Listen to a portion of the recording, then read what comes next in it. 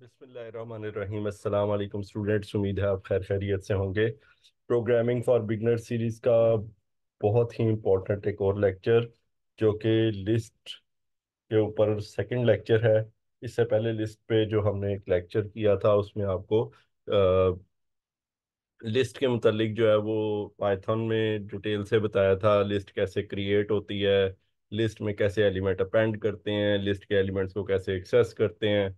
और फिर ये हैकर रैंक के कुछ टास्क थे जो कि आपको दिए थे। अब आज के लेक्चर में हम जो है वो छोटी छोटी सी एक दो चीज़ें जो है वो डिस्कस करेंगे और प्रैक्टिस कुछ चीज़ें मैं आपके साथ प्रॉब्लम्स डिस्कस करूंगा और कुछ आपको करने के लिए दूंगा।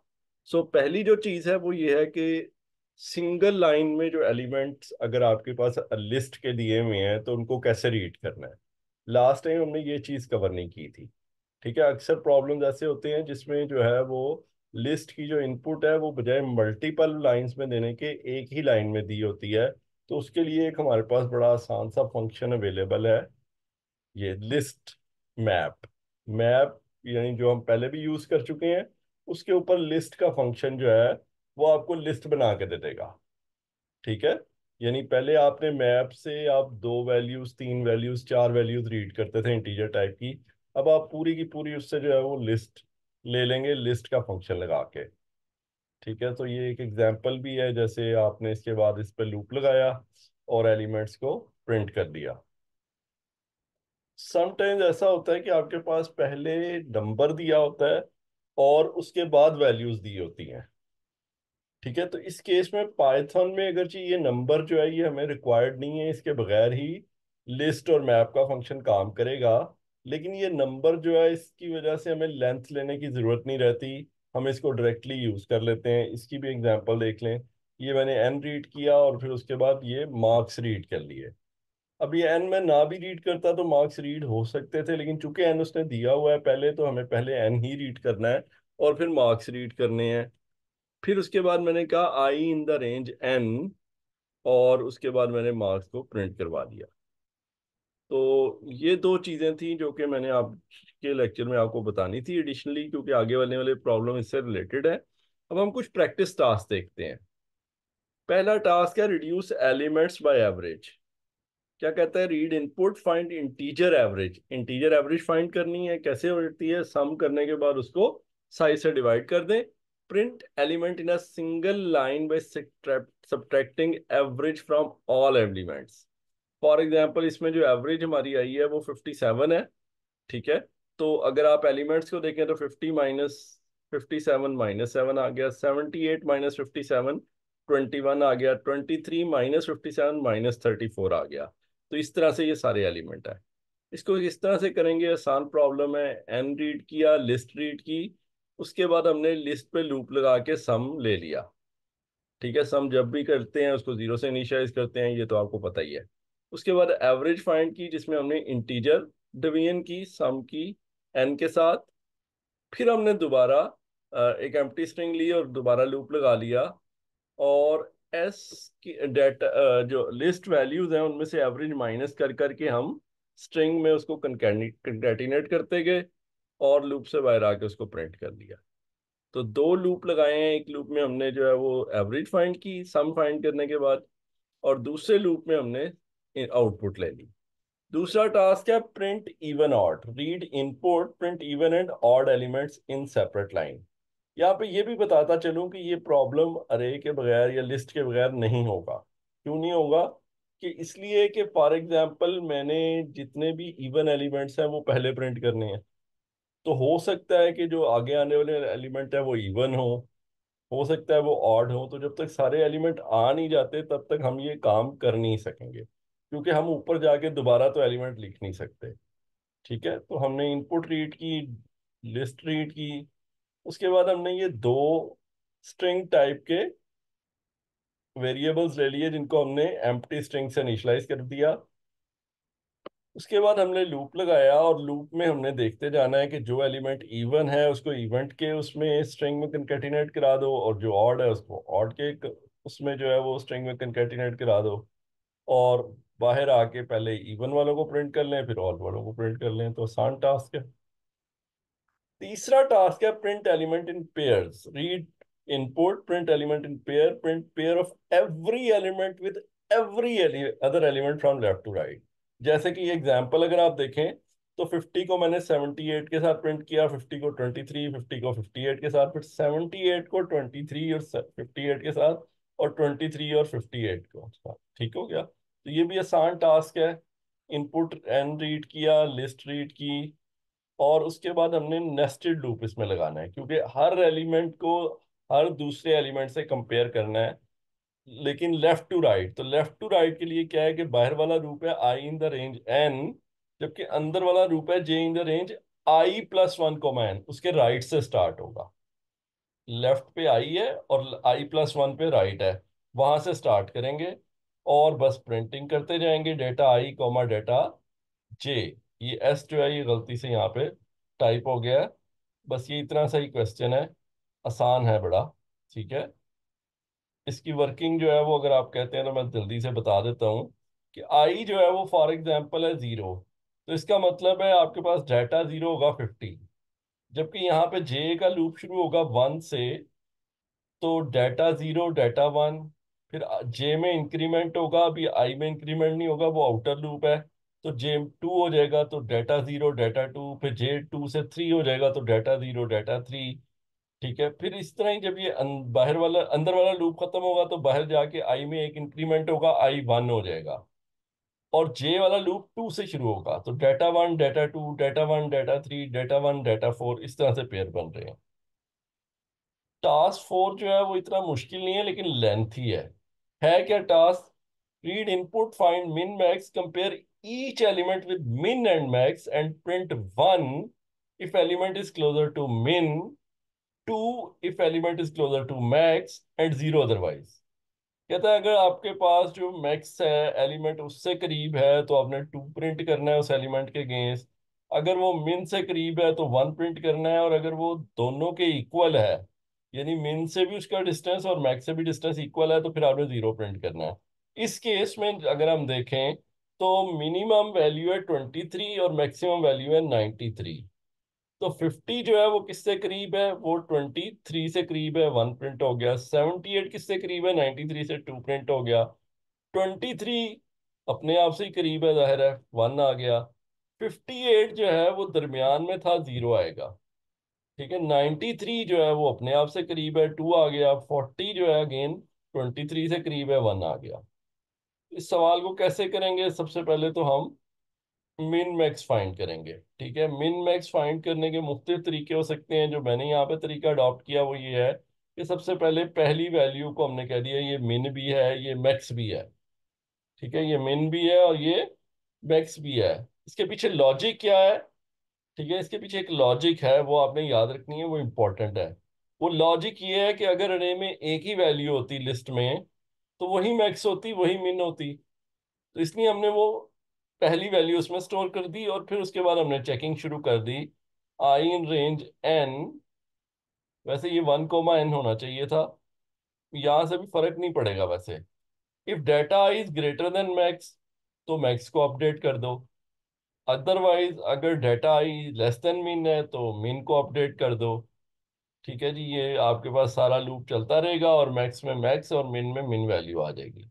इसके बाद आपने एम्प्टी स्ट्रिंग ली, और एम्प्टी स्ट्रिंग लेने के बाद अब आपने फिर लूप लगा लेना है और डिस्टेंस फाइंड करना है मैक्स के साथ एक और एक मिन के साथ। ठीक है, मैक्स माइनस करना है क्योंकि मैक्स बड़ा है, और डाटा आई माइनस मिन करना है क्योंकि मिन छोटा है। तो ये दोनों पॉजिटिव वैल्यूज आएंगी, या 0 आ जाएगा या पॉजिटिव वैल्यू आएगी। अब आपने देख लेना है क्या डाटा D1 छोटा है तो आपने स्ट्रिंग में 2 ऐड कर देना है क्योंकि वो मैक्स से करीब है। अगर D1 जो है वो बड़ा है तो 1 ऐड कर दें, और अदरवाइज 0 ऐड कर दें। ठीक है, तो हर एलिमेंट के अगेंस्ट आप एस में या 1 ऐड करेंगे या 0 या 2। ठीक है, और इसके साथ स्पेस भी कंकैटिनेट करवाई हुई है मैंने। 0 के केस में ये यहाँ पे स्पेस मिसिंग है, ये आप डाल लीजिएगा। जब ये लूप खत्म होगा तो हम प्रिंट करवा देंगे इसको। So that's it. ये थोड़ा सा लेंथी था मैंने कहा, लेकिन आसान है। सबसे पहले आपने मैक्स मिन फाइंड किया, फिर आपने जो है वो हर एलिमेंट का मैन और मिन और मैक्स से डिस्टेंस फाइंड कर लिया, और आपने देखा है कौन सा डिस्टेंस कम है, उसके लिहाज से आपने उसके अंदर स्ट्रिंग कंकैटिनेट करवा दी। इसके साथ ही हमारा हैकर रैंक आ गया प्रैक्टिस टास्क लिस्ट अरे 2 के ऊपर, जिसमें प्रॉब्लम है middle king, reverse it, palindrome 7, count integers, print smaller. Middle king क्या है? इनपुट 10 इंटीजर्स इन अरे। जैसे कि इनपुट के अंदर आप फॉर्मेट में देखें तो 10 एलिमेंट्स दिए हुए हैं, एन हम वैसे ही 10 ले लेंगे, ठीक है। Find the index i such that sum of its previous index and next index value is equal to that index value and print them. सबसे पहले तो देखेंगे क्या कह रहा है, ठीक है। ये कहता है कि अगर आपने फॉर एग्जांपल पहली वैल्यू और तीसरी वैल्यू को ऐड किया और उसका सम दूसरी वैल्यू के इक्वल है, तो हमने दूसरी वैल्यू जो है उसका इंडेक्स ले लेना है, वो क्या है 1। सो यहाँ पे अगर हम देखें 1 और -6 को ऐड करें तो -5 आता है, और दूसरी वैल्यू पे -5 ही पड़ा हुआ है, तो वो हमने 1 स्टोर कर लिया। अब अगर हम जो है -5 और 4 को ऐड करें तो ये आता है -1, जबकि -6 वैल्यू पड़ी है। -6 और 5 को ऐड करें तो -1 आता है, जबकि 4 पड़ा हुआ है। 4 और 1 को ऐड करें तो 5 आता है। 4 और 1 को ऐड करें तो उनके दरमियान में जो 5 है वो आता है, तो इसको भी ऐड कर देंगे हम आउटपुट में 4। 5 और 7 को ऐड करें 12 आता है, कोई फायदा नहीं। 1 और 8 को ऐड करें 9 आता है, कोई फायदा नहीं। 7 और 5 को ऐड करें 12 आता है, कोई फायदा नहीं। 8 और 6 को ऐड करें तो 14 आता है, कोई फायदा नहीं। हाँ, एक बात जो उसने आगे की वो ये है, फॉर बाउंड्री एलिमेंट कंसिडर अरे circular. For boundary element consider अरे सर्कुलर। सर्कुलर का क्या मतलब है? that one has to consider first element to be in between last and second element। यानी अगर आप इनको राउंड टेबल कंसिडर करें तो 6 और 1 भी एक दूसरे से जुड़े हुए हैं, तो 6 - 5 जो है वो किसके उसके दरमियान में है 1। इसी तरह जो लास्ट 6 है वो किसके दरमियान में है? वो 5 और 1 के दरमियान में है। तो इसीलिए 5 × 1 6 आता है, वो 9 इंडेक्स भी आया हुआ है। इसी तरह ही 6 और -5 1 आता है, जो कि सबसे पहले इंडेक्स पे स्टोर है, इसलिए 0 भी आया हुआ है। ठीक है, ये वर्किंग करके आपने देख लेनी है, आपको बात समझ आ जाएगी। ठीक है, तो आपने जो है वो क्या करना है कि ये बाउंड्री केसेस के लिए जरा अलहदा चेक लगा लीजिएगा। बाकी लूप लगा के तो आपने xi-1 और xi+1 को कंपेयर करना है xi से। अगर इक्वल हुआ तो i को स्ट्रिंग में कंकेटिनेट करा देंगे, वरना आगे चलते जाएंगे। आखिरी line, if there is no middle king simply display no king. तो इसके बहुत सारे तरीके हो सकते हैं। एक तरीका ये हो सकता है कि अगर आपकी स्ट्रिंग जो है वो एम्प्टी की एम्प्टी रहती है, तो चेक कर लें उसको एंड में कि अगर स्ट्रिंग एम्प्टी है तो फिर आपने क्या प्रिंट करना है? No king. अगर स्ट्रिंग एम्प्टी नहीं है तो जो स्ट्रिंग में है वो प्रिंट कर देंगे। टास्क 2 है reverse it. Write a program in which you will take an array of 10 integer from user and an integer n, reverse the first 10 elements of the array। ठीक है, यानी अगर एग्जाम्पल भी इसने दिया है, वो समझे आपके उसने एन एलिमेंट्स को रिवर्स किया और बाकी एज इट इज लिख दिए हैं। तो ये भी आसान टास्क है। इसमें आपने जो है वो अरे रीड कर ली, लिस्ट रीड कर ली, लिस्ट रीड करने के बाद आपने के रीड कर लिया। इसको मैं के एन की बजाय के कह देता हूँ, N10 ले लेते हैं। तो आपने क्या करना है? के से लेके 0 तक रिवर्स में स्ट्रिंग कंकैटिनेट करा दें, और के से एन तक जो है वो आगे की तरफ कर दें। ठीक है, इसमें थोड़ी सी ट्यूनिंग की जरूरत है, वो जब आप रन करेंगे सबमिट से पहले तो आपको समझ आ जाएगी। टास्क 3 है पैलिंड्रोम 7।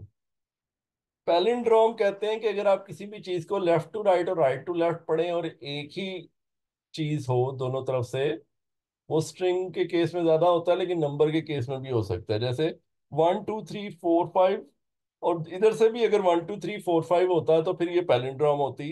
ये पैलिंड्रोम नहीं है, लेकिन पैलिंड्रोम हो भी सकती थी अगर ये 6 की जगह 5 होता।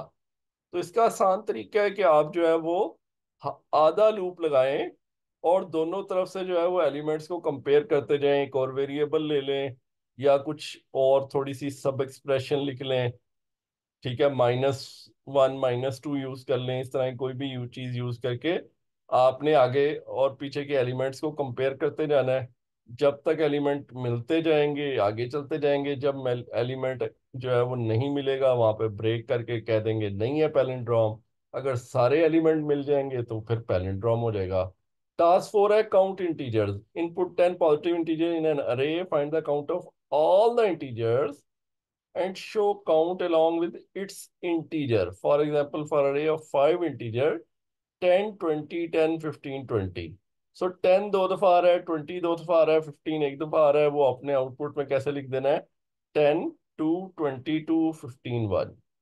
इसमें एक जो मुश्किल बात है ना वो ये है कि काउंट तो कर लेंगे, वो इतना मसला नहीं है, आउटपुट भी आ जाएगी, लेकिन जो दोबारा 10 आएगा उसी उसमें, तो उसको कैसे कैटर करेंगे?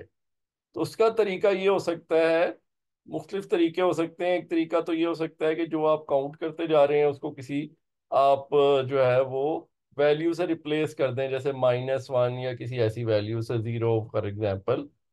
दूसरा तरीका ये है कि जब भी कोई एलिमेंट आए तो उसके लेफ्ट साइड पे लूप चला के देख लें वो पहले से तो नहीं पड़ा हुआ। अगर पहले से पड़ा हुआ है तो उसको छोड़ दें, अगर नहीं पड़ा तो आप काउंट कर लें, ठीक है। तो टास्क वैसे इतना मुश्किल नहीं है। आपने आई और जे का लूप बिल्कुल उसी तरह चलाना है जैसे हमने पेयर में प्रैक्टिस के लिए चलाया था। और काउंट एक वेरिएबल 1 लेके तो डेटा आई को डेटा जे से कंपेयर करेंगे, अगर वो इक्वल हुआ तो काउंट में +1 करते रहेंगे, ठीक है। और बाहर आके जो है वो कंकेटिनेट करवा देंगे काउंट और इंटीजर। टास्क 5 है print smaller. Read n, there are n integer in the next line. Read them in list array. Compare all elements with every other element and print all elements smaller than current element. If there is no smaller element, print no smaller element. ये भी उसी तरह से ही होगा। इसमें सिर्फ फर्क ये है कि आपने दोनों लूप 0 से ही शुरू करने हैं और एन तक जाने हैं, लेकिन आपने आई जे जब इक्वल हो तब कंपैरिजन करना ही नहीं। आसान सी बात यह है कि अगर आई और जे इक्वल है तो फिर इसका मतलब वही एलिमेंट है। वैसे आप कंपेयर कर भी लेंगे तो वो एलिमेंट अपने आप से स्मॉलर तो नहीं हो सकता ना, वो इक्वल ही होगा, इसलिए फर्क कोई नहीं पड़ता। तो आप एक काउंट ले लेंगे, ठीक है, सॉरी एक एम्प्टी स्ट्रिंग ले लेंगे, और जो जो एलिमेंट जो है वो स्मॉलर निकलता जाएगा उसको स्ट्रिंग में कंकेटिनेट करवाते जाएंगे। अंदर वाला लूप जब खत्म होगा तो देख लेंगे, अगर आपकी स्ट्रिंग खाली है तो फिर प्रिंट कर दें नो स्मॉलर एलिमेंट, और अगर स्ट्रिंग खाली नहीं है तो फिर उसके एलिमेंट जो है वो प्रिंट कर देंगे। तो ये आपके टास्क हो गए 5 के 5। और उम्मीद है कि लेक्चर आपको अच्छा लगा होगा और इससे आपने चीज़ें सीखी होंगी। लेकिन असल चीज़ आप सीखेंगे जब आप इन सवालों को, इन टास्क को करेंगे। तो उम्मीद करते हैं कि आप इन टास्क को जो है वो करने की कोशिश करेंगे। और हम इंशाल्लाह फिर अगले लेक्चर में आपसे मिलेंगे, तब तक के लिए अल्लाह हाफिज।